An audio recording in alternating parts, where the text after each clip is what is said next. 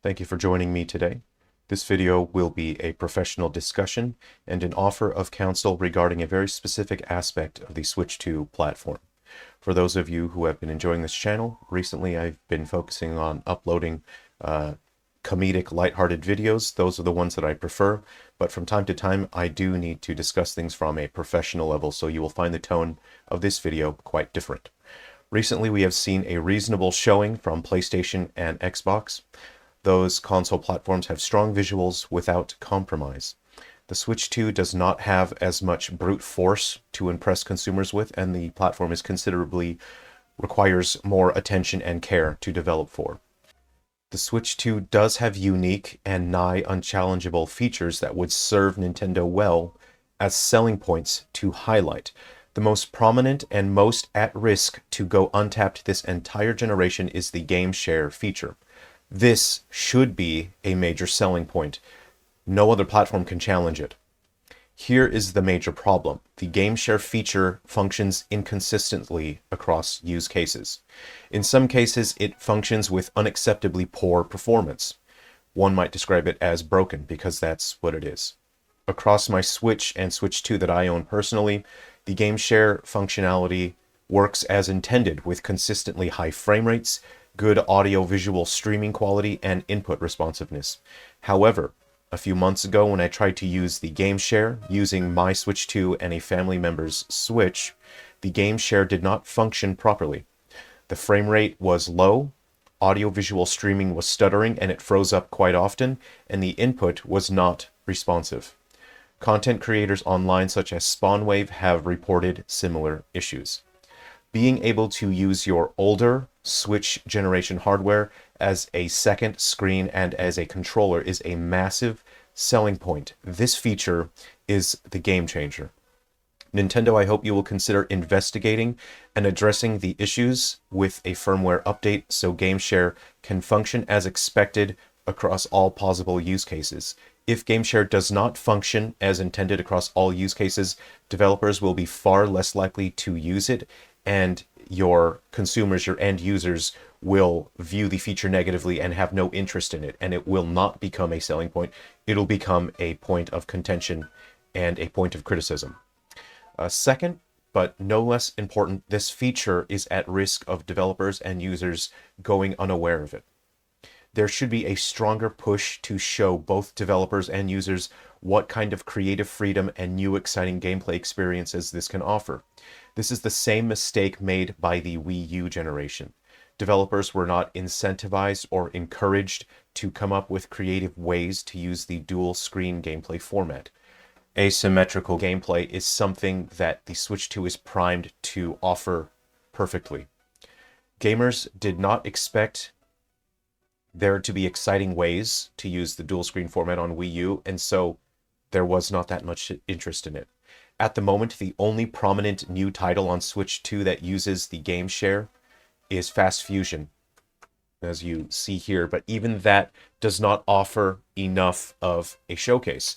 An upcoming title that does use Gameshare is Hyrule Warriors Age of Imprisonment, but that also does not really use the dual screen gameplay in a new and creative way. A solution to this issue would be to work with a handful of smaller development studios who have shown a track record to be able to function efficiently and quickly, who have a high level of creative force, that's the most important part, who can create a number of strong products that would serve as a showcase to the limitless potential of dual screen gaming. A number of smaller titles that are low price, that are easy for people to pick up on the eShop would be beneficial, or you may arrange something with these developers, form an arrangement to distribute those dual screen games for free. And this would not only change the course of this generation, it would elevate it to a level of creative expression and gameplay experiences we have never seen before in the industry. The ball is in your court right now. You can absolutely shape the future of the games industry here. Lastly, there are borders on the screens when using Gameshare. This causes the game to take up significantly less space on the screen, and the header is always visible.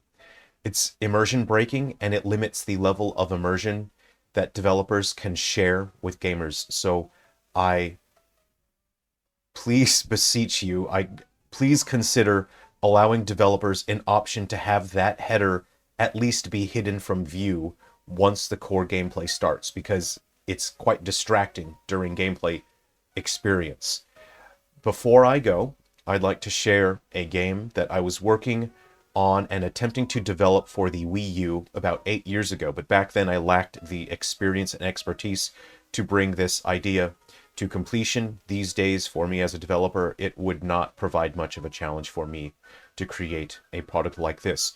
This is something that I see would be exclusive to the Switch 2, as it would offer an experience that relies heavily on the Gameshare feature.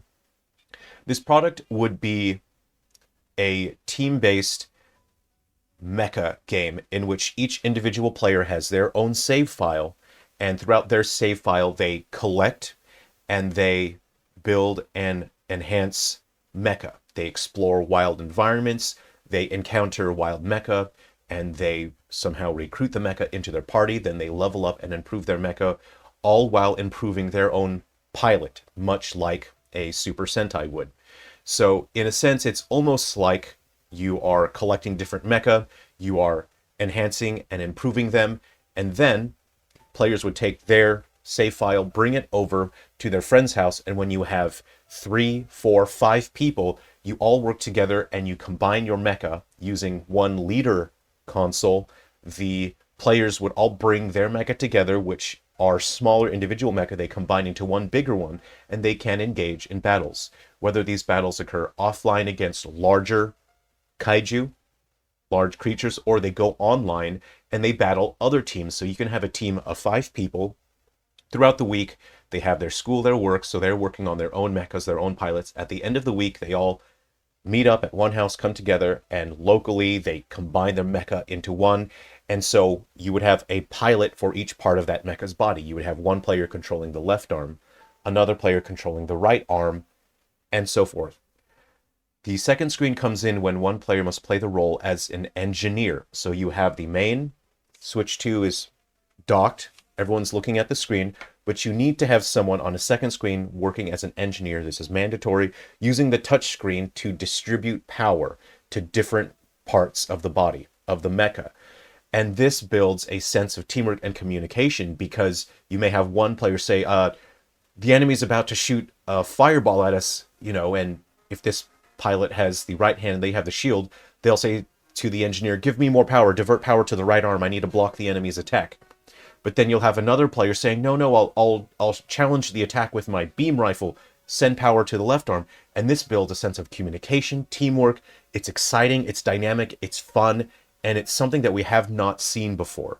Again, 8 years ago, I was not able to develop a title like that, but I have had this working on the documentation on the concepts for this, and I have the documentation completed for this project. And if I wanted to create this project, I could. And the only thing really that is sort of giving me qualms about working on this is that Gameshare does not function acceptably. At some point, I will be developing for the Switch 2, and I do want to bring exclusive titles to the Switch 2, seeing that there are unique features there.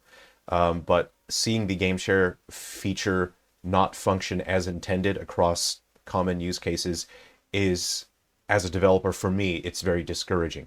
So thank you very much for listening. Thank you for spending some time today. And I hope to be able to share more feedback and constructive counsel with you in the future. Be well. Thank you.